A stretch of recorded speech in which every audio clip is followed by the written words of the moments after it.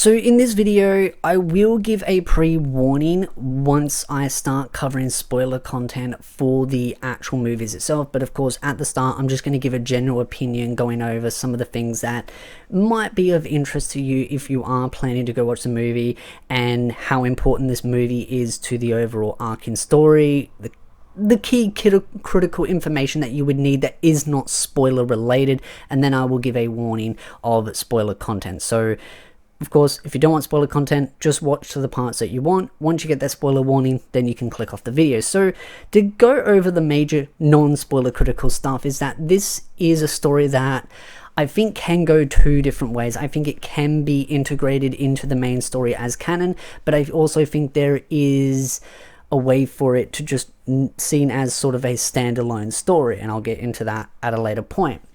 But I really did love the actual movie itself, and it was actually very interesting because I had two friends that came with me, one that only had watched part of season 1 and one that had not watched neither of the seasons, and I just gave them a basic summary. And it was kind of funny because during the movie there was a specific part where there was a bit of information going over the whole naming process, as most of you know how the naming system works, but I was quickly trying to explain to him in 3 seconds how the naming thing worked, and then the movie quickly explained it 10 seconds after I explained it to him. So the movie does a good job actually making it really easy for new people to the series. It gives a bit of a backstory, a little bit of, but it's not like how season 2 did like the 6 episodes of recap. It was just critical pieces of information that needed to be present were told, and that was it. It was a decently lengthy movie as well, and the story was really fun. There's definitely some really fun moments, but there was also some serious moments, but I would say it more leans on the comedy aspect than the serious aspect, but there is some really awesome serious parts to it as well. The action is well done. As I said, the length of it is quite meaty, so it's not like a short movie. It is quite a lengthy movie, and I could definitely see this being treated as canon to the main story, and it possibly coming up later on in the main story of the anime, just because of how it's been structured and done. So I personally really do recommend the movie, but at the end of the day, it also comes down to if you have access to be able to consume it until it goes up on streaming platforms. It was dubbed and subbed when going to the cinemas, so you could, where I went, I had to go for a long drive to be able to go watch it, so it was a bit of a slog, but it did have choices. So they had a sub version and a dubbed version. I went to watch the dubbed version just because I felt like it, and I just wanted to see how the dub was done. The dub was done very well, so I know some people do the whole sub versus dub kind of thing, but the dub for this was well done, and I thoroughly enjoyed the movie, and I do recommend it if you are a fan of the Slime series, but it's not like you have to go watch it. I would also recommend that you do watch the first 2 seasons, because it does continue on pretty much after season 2. There are major critical points in the story that are kind of hey, you kind of wanted to know this, but at the same time, I had 2 friends with me that had not even gotten to season 2, one partway through season 1, and one not even watching the anime. And so I know some people might get a little bit toey in the comment section being oh, they should have watched it. They didn't have all the time to watch it all, but my friend that hadn't watched it said to me straight after the movie, he's yeah, I'm gonna go watch the anime now. So it was a good marketing tool. It really did sell the anime to him, so he really did enjoy it.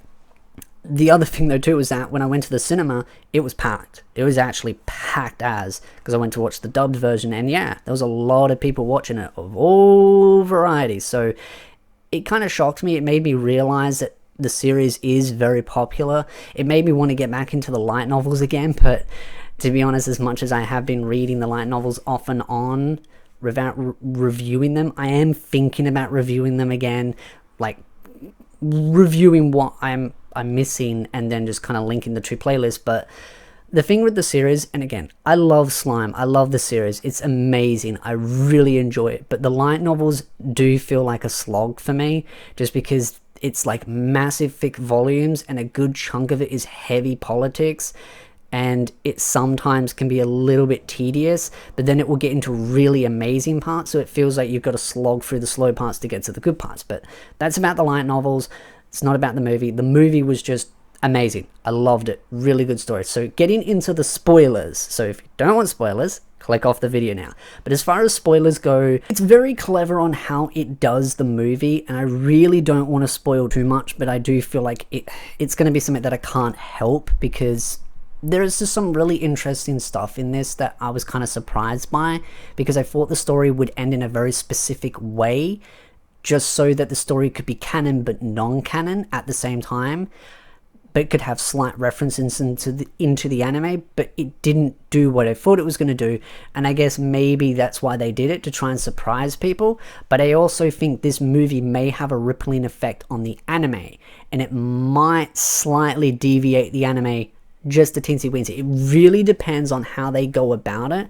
What they could do is have movies that come back, so they could have a second, a third, a fourth movie that could just have some of the stuff that's happened in this movie have a rippling effect on the other movies, while also not having a rippling effect on the anime itself, which I actually think is really smart. Kind of, the movies can be canon, but they're kind of their own standalone thing that just kind of run in parallel to the main story. So Hiro is the main character that's kind of added to the story. He is on the poster itself, as you've seen. He is the brother, but not the brother to the others. Benimaru and the crew, as I call them, all the A-team.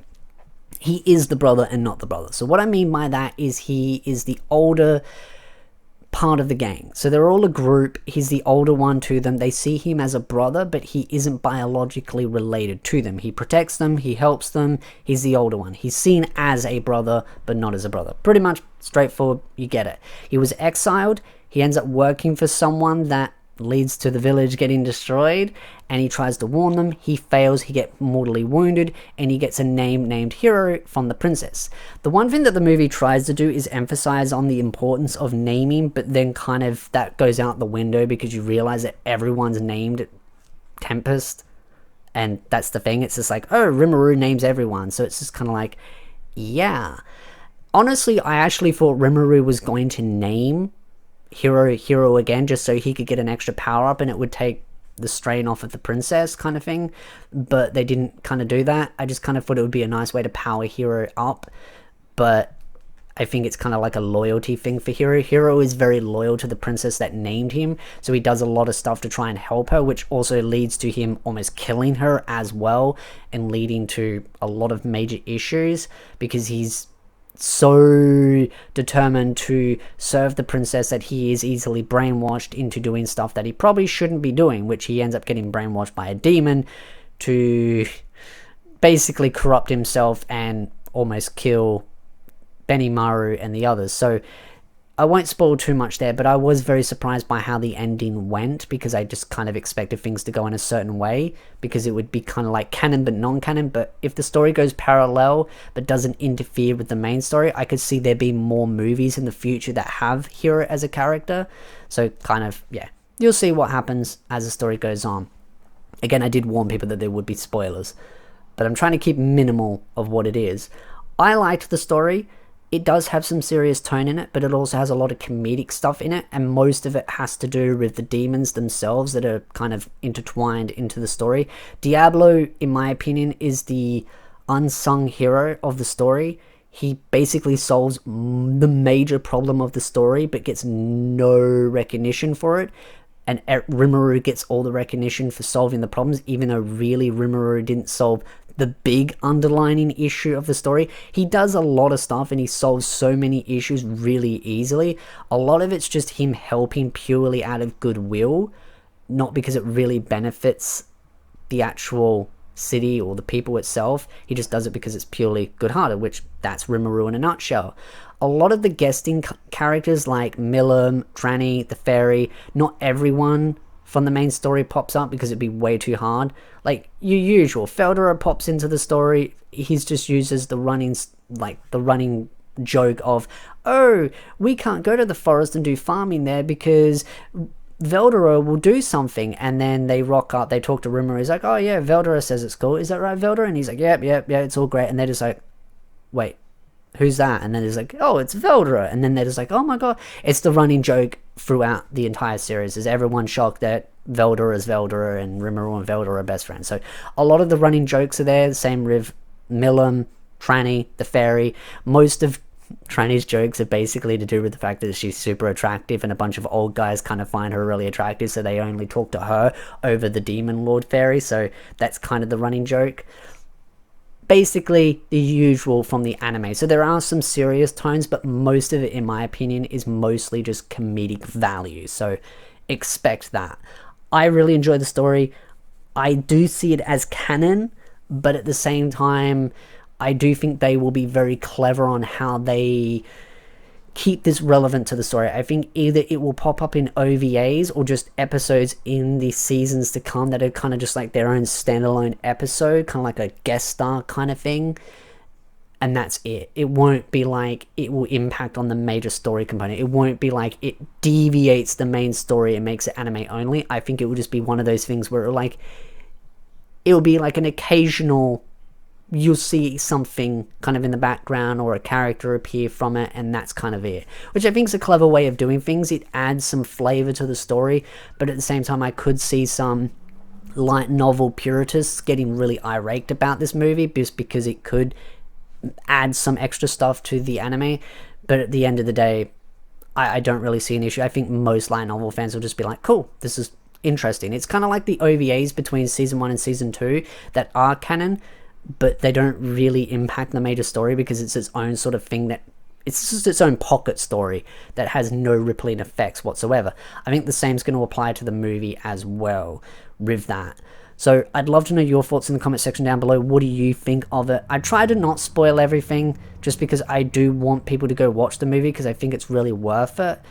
But I just kind of wanted to give you an idea of the premise of the story so that at least if you are more curious, you can actually get a good idea for it. If you want a full-blown spoiler video, tell me in the comment section and I'll just make another video where I go over every single major event, like if I'm just summarizing the entire movie. But at the same time, I'd prefer it if you go watch it because it's really that great. I'd probably go watch it again, but I'd go watch it once it comes out on streaming platforms or a physical copy, because I'd probably buy the physical copy when it comes out. So love to know your thoughts. Of course, if you like this video, hit the like button, subscribe for more anime content, and I'll see you beautiful nerds in the next video.